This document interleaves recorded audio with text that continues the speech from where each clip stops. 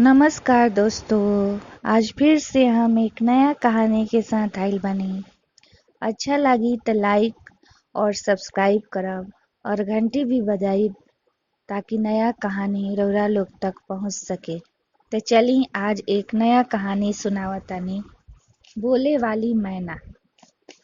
बहुत समय पहले के बात बा। राजनगर में नकुलजय नाम के राजा राज करत रहन।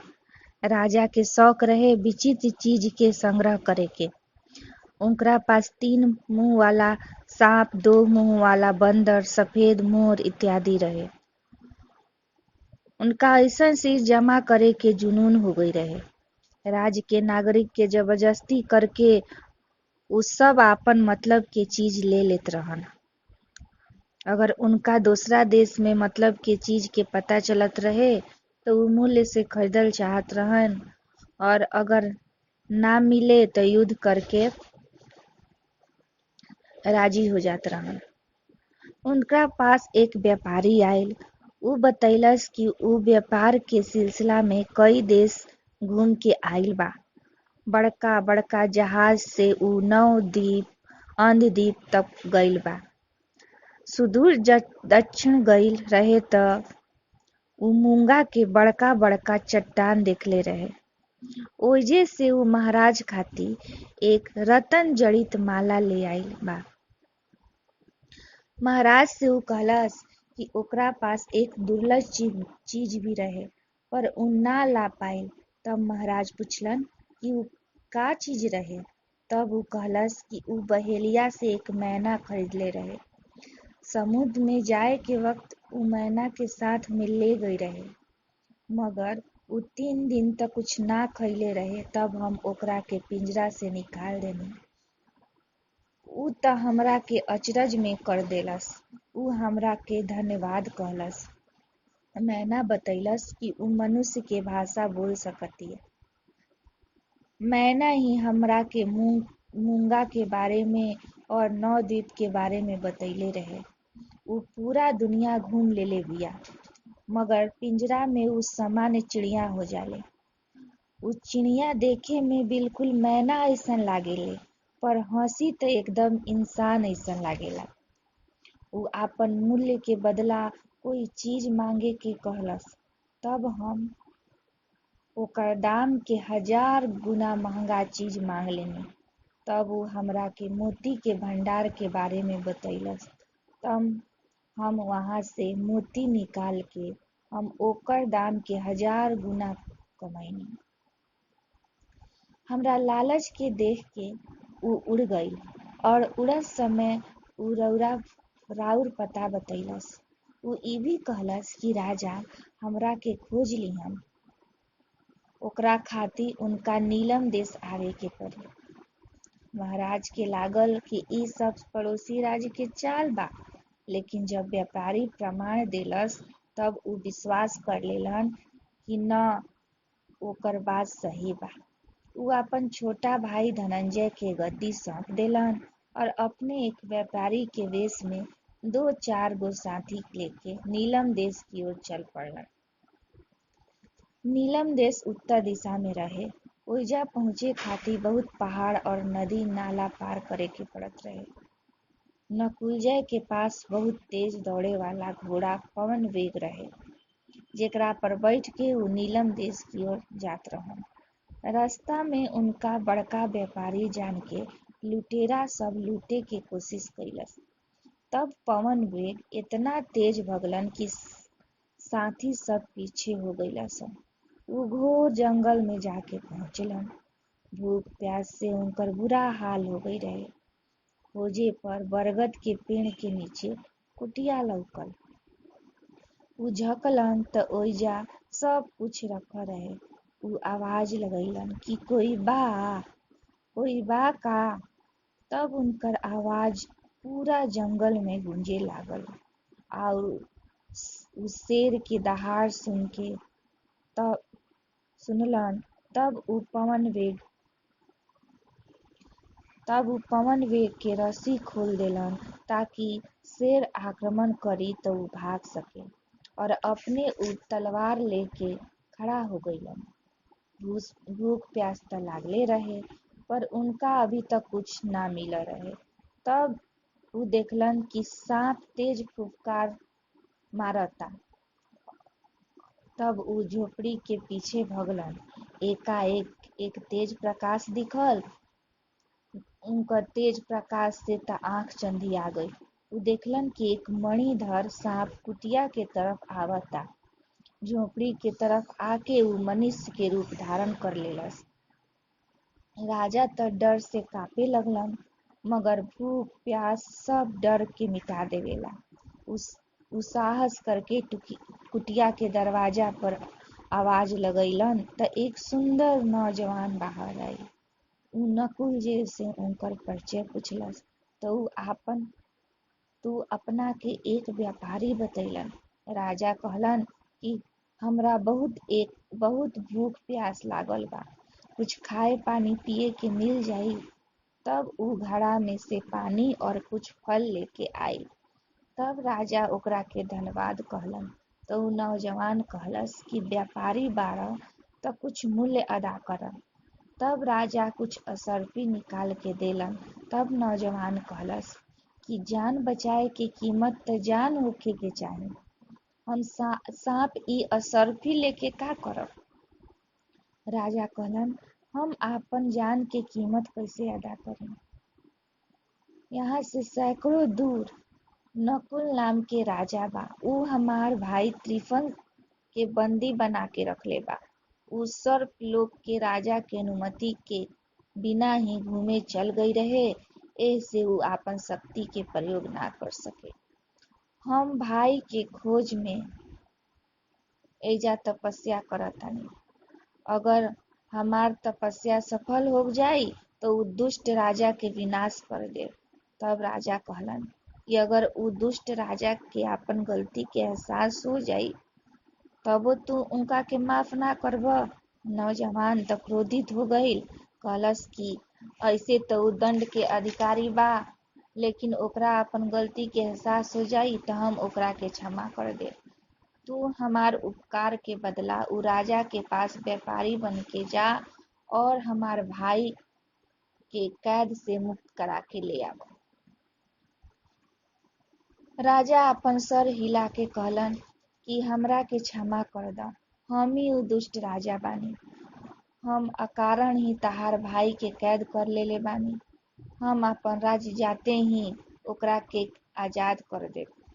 उ नौजवान फुफकार मारते कहलस कि तू अतिथि बाड़ा, ना त आज तहार जीवन लीला खत्म ही कर देती। तहरा भूल के एहसास हो गईल, ऐसे हम तारा के क्षमा करतनी। हमार भाई के तू जल्द से जल्द आजाद कर द। तब राजा कहलन कि हम नीलम देश के मैना के लावे जात रही, लेकिन हमरा एहसास हो गईल कि हमारा द्वारा कैद कईल जीव कितना दुखी हुई है। अब हम एजे से लौट जाइब और राज्य जाके सबके मुक्त कर दे। नौजवान कहलस, हम रउरा के नीलम घाटी अभी पहुंचा देतानी।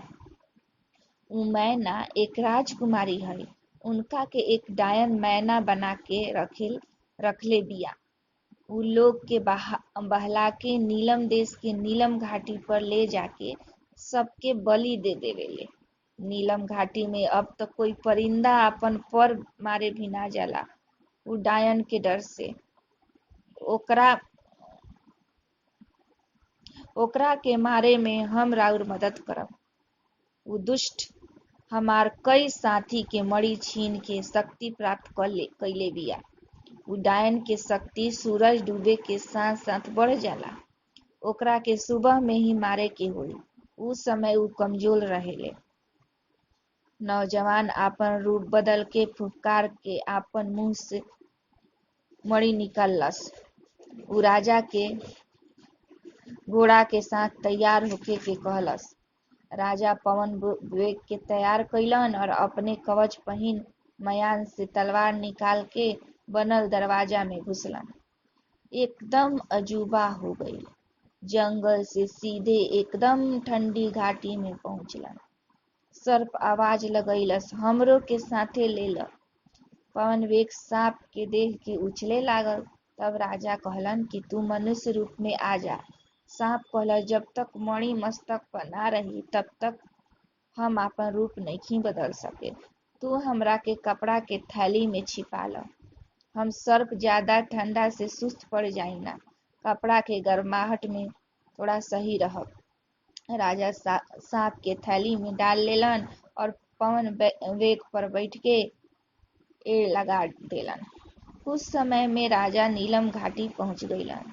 सुबह के पहिला रोशनी में बर्फ से नहाए सुंदर घाटी बड़ा मनमोहक लागत रहे। सूरज के रोशनी चमके से पवन वेग कई बार लड़खड़ाते हुए बचल। तब राजा पैदल ही चले शुरू कैलन। थोड़ी दूर पे ही देखलन कि एक सुंदर महल लौकता। महल देखते देखते घोड़ा सहित अंदर धंसे लगलन।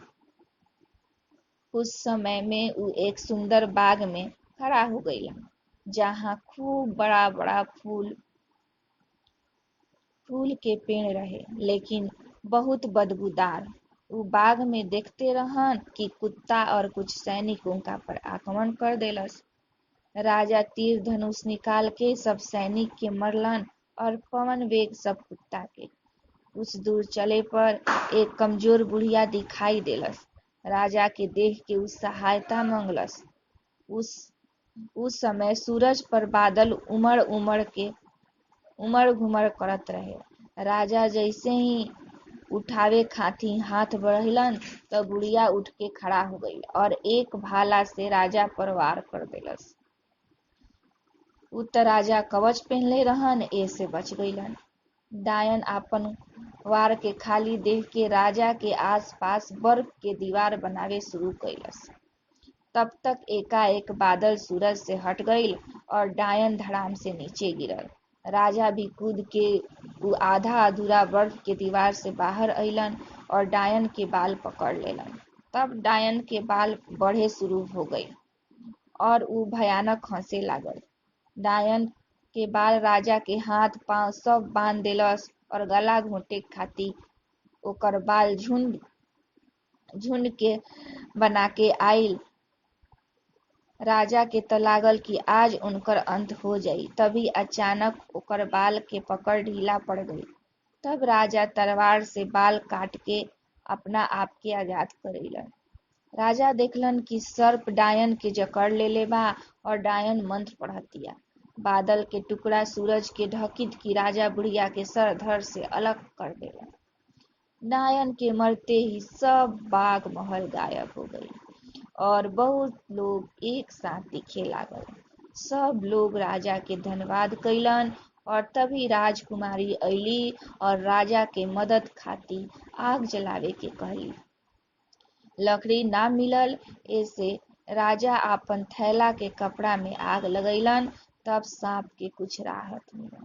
नीलम देश के राजकुमारी अब मैना के रूप से आजाद होके बहुत खुश रही। उस सर्प और राजा के नीलम देश के आतिथ्य स्वीकार करे के कहली त राजा कहलन कि हमरा अपन मित्र के कर्जा उतारे के बा। उस सांप के थैला में लेके आपन राज चल पड़लन।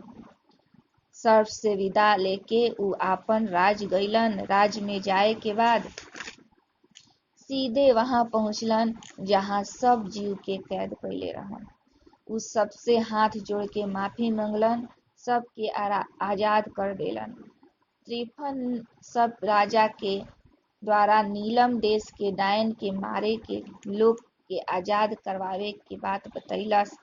तब सब जीव राजा के माफ कर देलस। राजा देखलन कि त्रिफन अब एक सुंदर युवक में बदल गईल बा। त्रिफन के तब राजा पूछलन कि तू कैद से बाहर काहे ना भगला। तब उ कहलस कि राजा से बदला लेवे खातिर उ ना भागल। ओकरा मणि एक सप्ताह पहिले मिल गई रहे। तब से उ बदला लेवे खातिर राजा के इंतजार में रहे। लेकिन उ मणि के जादुई शक्ति से देखलस कि कैसे राजा नीलम देश के डायन के मार के सबके आजाद कैलन ह।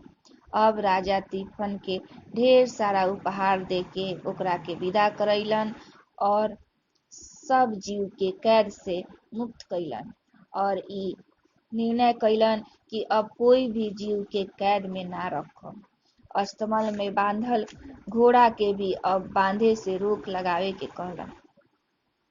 कुछ समय बाद नीलम देश से राजकुमारी के रिश्ता राजा के पास आइल और दोनों के विवाह भइल। अब दोनों लोग खुशी खुशी जीवन बितावे लागल। तो आज हम ये अपन कहानी एजे समाप्त करतानी। कल एक नया कहानी लेके आइब। तब तक खातिर धन्यवाद।